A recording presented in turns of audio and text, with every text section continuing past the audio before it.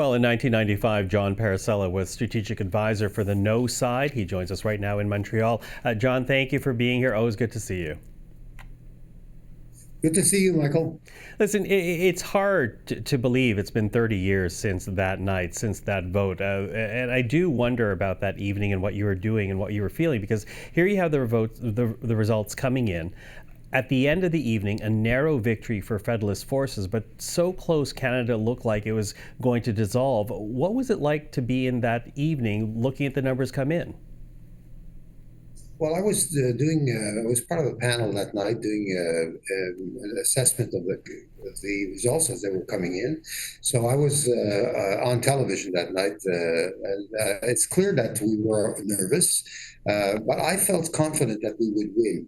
Why? Because I had followed the campaign from day one, and I've been very much involved. And I checked with our pollsters, our key pollster before I went to the television station, and he said to me, he says, it'll be a 51-49 result. Well, I said, that's not very reassuring. So I called Robert Bourassa, my former boss. I was chief of staff to Robert Bourassa, and I said, look, what's your call? Well, he says, I think it's going to be 53-47 because I think we'll pull that out. Well, that reassured me because Barassa and I go back a long time, and so I felt reassured. So I was not, I really wasn't nervous that night, and I don't want to give the impression that I was above the storm, but I mean, I was concerned, obviously, throughout the campaign because we started the campaign where we were ahead in the polls, but then when Lucien Bouchard was named the negotiator en chef, the lead negotiator, should the yes side, should the the separatist side win the yes side, the poll numbers started to increase for the yes side. And had the referendum taken place probably a week earlier, probably the yes would have pulled it out 51-49. But we did finally a week later, and 94% of the people voted, which is an incredible amount. And it said a lot about the civility that this campaign was. We were able to solve the problem of staying of Canada and Quebec through the ballot, not the bullet. And I remain very proud of that. 30 years later, I prefer thinking back that we had a very polarized situation that other countries in the world solved through violence and through revolution. We were able to do it through democracy, through the ballot. So I'm proud of that. But Which is good.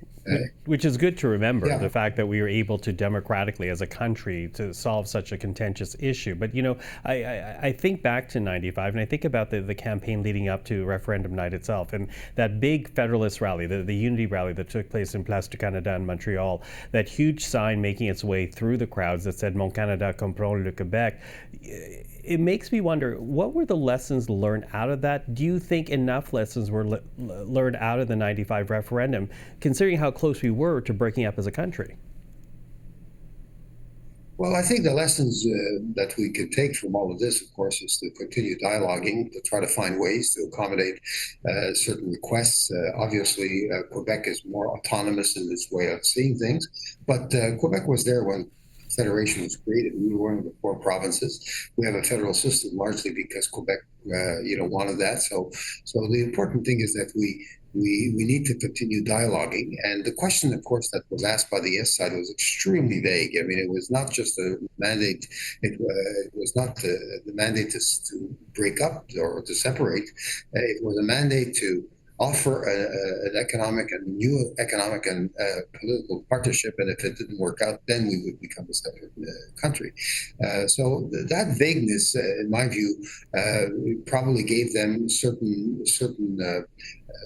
momentum at a certain point. But fundamentally, the question was, do you want to stay or do you want to leave Canada? And Quebecers, for a second time in 15 years, because in 1980 it was 60-40, and 1995 it was 51-49. But we've got to remember that we had the patriation of the Constitution against the will of Quebec, the Quebec National Assembly.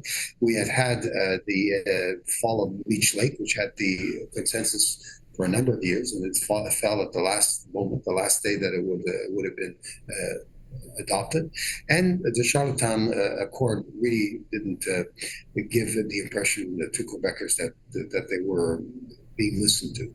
So these sort of factors made it a very close race. But I think we learned from this, and it's been 30 years, and we're able to talk about it in a very sane way. And as I keep telling everybody that I speak to in the last few days, it shows a lot about the quality of our democracy and the Mm-hmm. civility in the exercise of Mm-hmm. democracy. Listen, John, I need a quick answer on this. Quickly running out of time, but I do want to ask you because Quebec will have a provincial election next year. The Parti Québécois leader, Paul Saint-Pierre Plamondon, is promising to hold another referendum by 2030. Does that possibility worry you? Should it worry Federalists and Canadians outside of Quebec?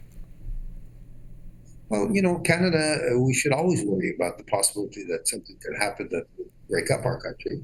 But I think the circumstances it's too early to make any predictions right now. And it's even now the majority of Quebecers don't want a referendum on sovereignty, and the majority of Quebecers are still in favor of staying within Canada.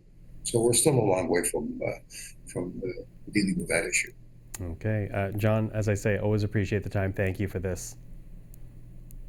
Thank you very much, Michael.